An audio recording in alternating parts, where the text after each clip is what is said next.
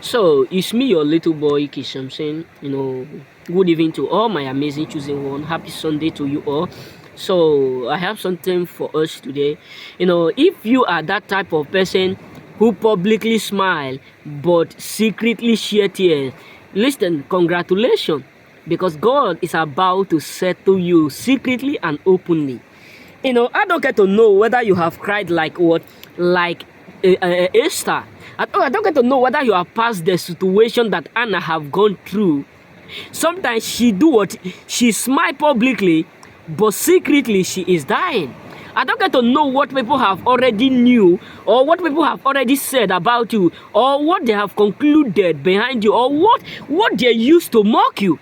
All I'm here to tell you, congratulations. But first of all, let me tell you, who do you think that ought to carry that cross? Do you think that garbages ought to carry it? No, because the blessing cannot be compared with the blessing you carry. So the reason why it look like you smile publicly, but deep inside you, you know that things are not all right. Why? Because God have greater word calling on your head. The reason why Anna was crying 24 hours, sharing tears, God, when are you going to bless me? God, when are you going to turn my life? When I read the story of this woman called the mother of Samuel, when I read her story, I was so what? I feel tears within myself. But when I start to read the history and the performance of God, and in the life of Samuel, the deed that God did with Samuel, that even the other woman who have 12 children, nothing was recorded about his own children. But even till now, the record of Samuel cannot be wiped out from generation to generation. So what am I trying to say is this? Are you that type of person who cries secretly, who shed tears secretly, but publicly you will just be smiling to make people feel like you are okay? Congratulations, because God is about to open another chapter to close the old chapter. For the Bible says all things are passed away and things have begun new. Congratulations, because things are now becoming new in your life. I don't get to know who rejected you that make you to cry. I don't get to know the job, whether it is your job. I don't get to know whether it is your marriage. I don't get to know whether it is your ex. I don't get to know whether it is finance. I don't get to know whether it's sickness. But the Bible says on the cross, Jesus concluded and he mentioned this word. And he said on the cross, it is finished. When they were doing all sorts of things, he concluded, he said, Father, Talita Komi. Talita Komi. So my brothers, I don't know what you are going through. I don't know what you are passing through. But I come with the God of Talita Komi.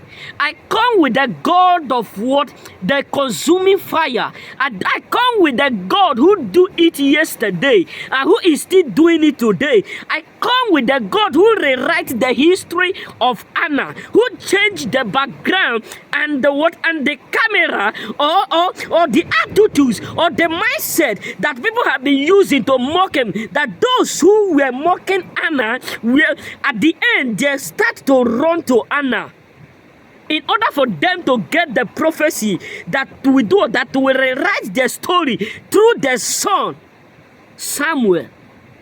What is that is look so heavy in your life? I don't get to know. Listen, I'm not here. I don't get to know the type of burden you carry in you. I don't get to know that thing that bothered you, that you feel like depressed, you feel frustrated. Sometimes you will just be crying alone. Sometimes you will just be sharing tears. Sometimes you will just be thinking, how will I solve these problems? How? Sometimes you will just be, God, when are you going to take this pain away?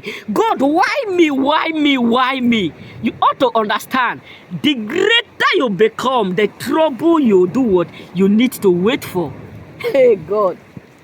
If somebody need to understand me, you ought not to be asking God, why me?